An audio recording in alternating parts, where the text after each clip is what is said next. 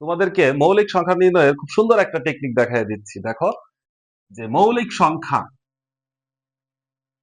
সংখ্যা যদি তোমরা নির্ণয় করতে চাও, মৌলিক সংখ্যা কি জিনিস আমরা জানি, যে এই সংখ্যাগুলোকে ওই সংখ্যা এবং এক ছাড়া আর কোনো কিছু দিয়ে ভাগ করা যায় না, তাদেরকে মৌলিক সংখ্যা বলে। মৌলিক সংখ্যা নির্ণয়ের সূত্রটা মনে রাখবা যে মৌলিক সংখ্যা সমান কি, 6n প্লাস মাইনাস 1। এটা হচ্ছে আমাদের সূত্রের মতো। হ্যাঁ, সূত্র একবারে পারফেক্ট সূত্র বলা যাবে না, সূত্রের মতো। মৌলিক সংখ্যা হচ্ছে 6n প্লাস মাইনাস 1। এখানে এখানে n কি জিনিস?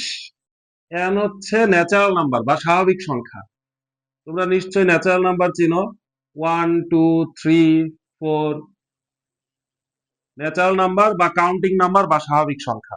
এখানে n এর মান হচ্ছে 1 2 3 4 5 6, এগুলা বসায় দিবা। এগুলো বসায় দিলে তুমি মৌলিক সংখ্যা পাবা। ঠিক আছে, আমরা মৌলিক সংখ্যাগুলো তো চিনি। মৌলিক সংখ্যা কোনগুলো?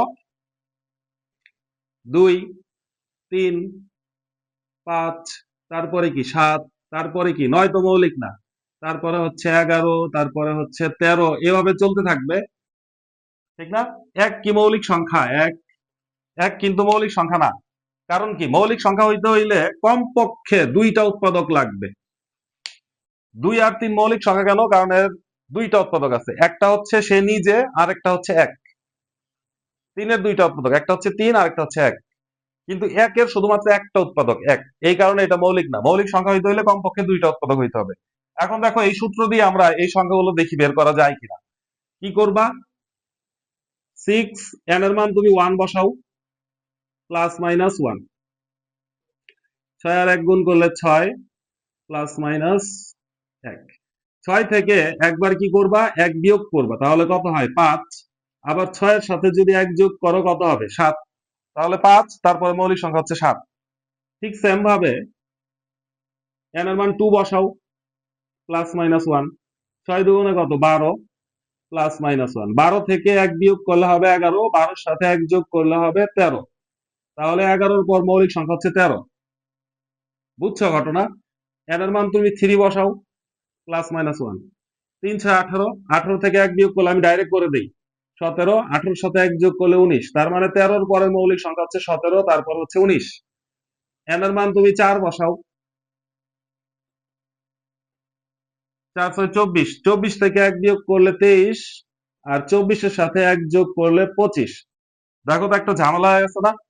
25 বের হয়ে গেছে। 25 কে মৌলিক সংখ্যা, 25 কে তো 5 দিয়ে ভাগ করা যায়। তার মানে এই সূত্র দিয়ে কিছু ভ্যালু আসবে যেগুলো আমরা গ্রহণ করবো না, এবং সেটা তুমি দেখলেই বুঝতে পারবা। 25 দেখলেই বুঝতে পারবে যে শেষে, সংখ্যার শেষে 5 থাকলে কি সেটাকে 5 দিয়ে ভাগ যাবে, তাহলে এটা মৌলিক না। তারপর হচ্ছে, এই জন্যই বলেছি যে এটা হচ্ছে পারফেক্ট সূত্র না, এটা একটা টেকনিক, নিয়ম, মনে রাখার একটা ট্রিক্স। 5 6 কত? 30, 30 থেকে 1 বিয়োগ করলে কত? 29, 30 এর সাথে 1 যোগ করলে 31। এগুলা কিন্তু মৌলিক সংখ্যা।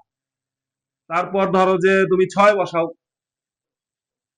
6 6 36, 36 থেকে 1 বিয়োগ করলে কত? 35, 35, আর একটা 37। এটাও কিন্তু মৌলিক না। হ্যাঁ, এটাও কিন্তু মৌলিক না। এই যে 5 দিয়ে ভাগ যাবে, তুমি এরকম দেখলেই বুঝতে পারবা। এইভাবে বের করতে করতে 2 4টা আসবে যেগুলো মৌলিক না। তারপরে তুমি 7 বসাও, প্লাস মাইনাস 1। 6 সাথে কত? 42, 42 থেকে 1 বিয়োগ করলে 41, তারপর হচ্ছে 43, 43। এগুলো হচ্ছে সব মৌলিক। তুমি 8 বসাও, 7 48, 48 থেকে 1 বিয়োগ করলে 47, 48 এর সাথে 1 যোগ করলে 49। এইটাও কিন্তু মৌলিক না। তোমরা 7 এর নামটা নিশ্চয়ই জানো, 7 7 49, তাহলে এইটাও মৌলিক না। 2 4টা এরকম সংখ্যা আসবে। কিন্তু এই সূত্রের সুবিধা হচ্ছে, তোমার যত রকম মৌলিক সংখ্যা আছে সবগুলোকে এই সূত্রের মধ্যে বসানো যাবে। ঠিক আছে, এই সূত্রের বাইরে কোনো মৌলিক সংখ্যা তোমার আসবে না। তার মানে তুমি সিরিয়ালে 1 2 3 4 5 6 7 8 9 10 11 12 13 14 15 16 17 এইভাবে যা খুশি তাই বসায় দিলে তুমি মৌলিক সংখ্যাই পাবা। তার ভিতরে 2 4টা আসবে যারা যৌগিক সংখ্যা, সেগুলাকে একটু ছাঁটাই করে নিতে হবে। আমি কি বুঝাইতে পারলাম? তাহলে এবার আসো, আমাদের যদি কিছু সংখ্যা দিয়ে বলে এটা মৌলিক কিনা, তখন কি করবা? 139, ধরো যে আমরা কিছু সংখ্যা নিয়ে নেই। একটা সংখ্যা ধরো 139, তারপর ধরো যে 203। ঠিক আছে, এরকম আরো কিছু র্যান্ডমলি সংখ্যা নিয়ে নেই, 407। ঠিক আছে, তারপরে ধরো যে 2737 এরকম সংখ্যা নিয়ে নিই। 2737, ঠিক আছে, এরকম আমরা কিছু সংখ্যা ধরো যে নিয়ে নিলাম। তারপর 3801, এমন কিছু সংখ্যা আমরা নিয়ে নিলাম। এগুলো মৌলিক কিনা, এখন প্রশ্ন হচ্ছে এগুলো মৌলিক কিনা।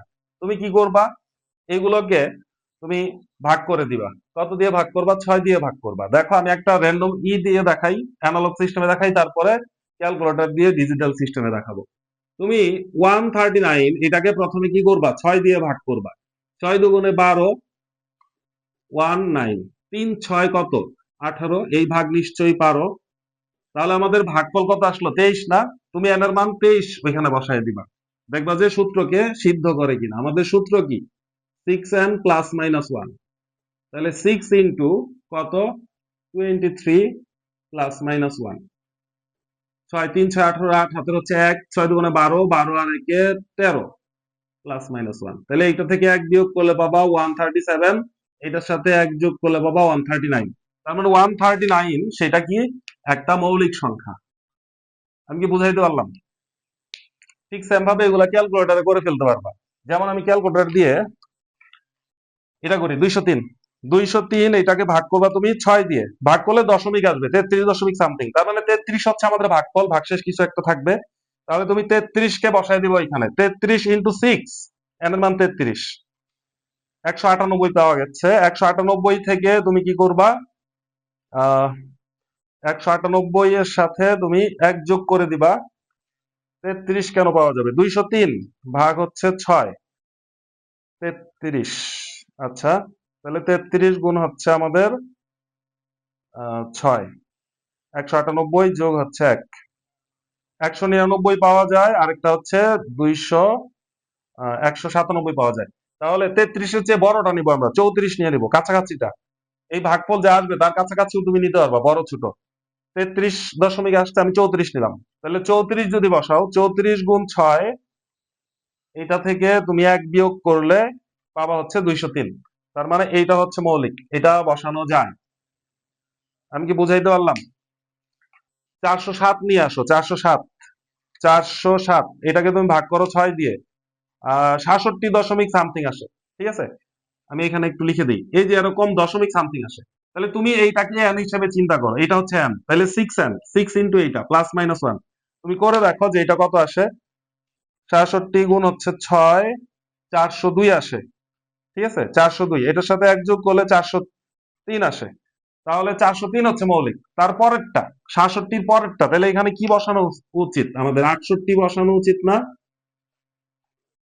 এটা বসায় দেখো, এটা বসালে দেখবা যে অনেক বড় সংখ্যা আসবে।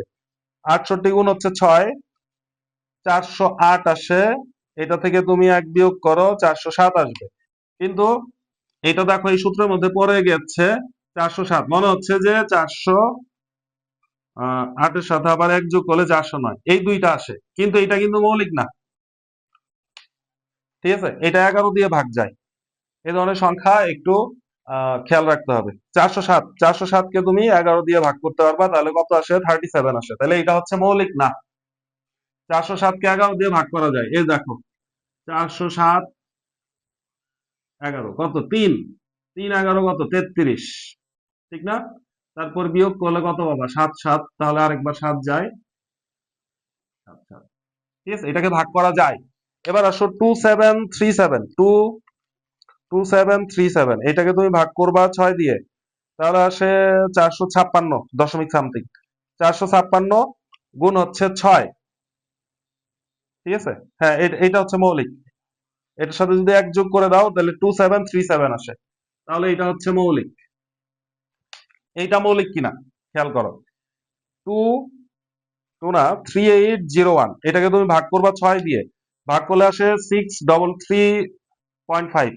তাহলে 633 এটাকে তুমি 6 দিয়ে এর জায়গায় এটা বসাবা, আসে এটা। এটার সাথে তুমি যদি 1 যোগও করো তাহলে আসে 3799 আসে। তাহলে এটা আসতেছে না, হ্যাঁ। 3801 ভাগ হচ্ছে 6, তার মানে হচ্ছে 634 বসানো উচিত। 634 গুণ হচ্ছে 6, হ্যাঁ। দেখো 634 যদি বসাও তুমি, কোন জায়গায় 6 × 634 +-1 হ্যাঁ, তাহলে এটা গুণ করলে আমাদের আসে 3804 +-1, এটা থেকে 1 বিয়োগ করলে 3803 আসে, আর আরেকটা আসে 3805। এটা তো মৌলিক হবেই না, শেষে 5 আছে। তাহলে 3801 কোনো মৌলিক সংখ্যা না, এটা কিন্তু মৌলিক না, এর ভিতরে পড়ে না। এবং এটা কত দিয়ে ভাগ করা যায় আমি দেখিয়ে দেই। 3801 এটাকে সম্ভবত 7 দিয়ে ভাগ করা যায়। হ্যাঁ, এটাকে তুমি ইচ্ছা করলে 7 দিয়ে ভাগ করতে পারবা, তাইলে এটা হচ্ছে মৌলিক না।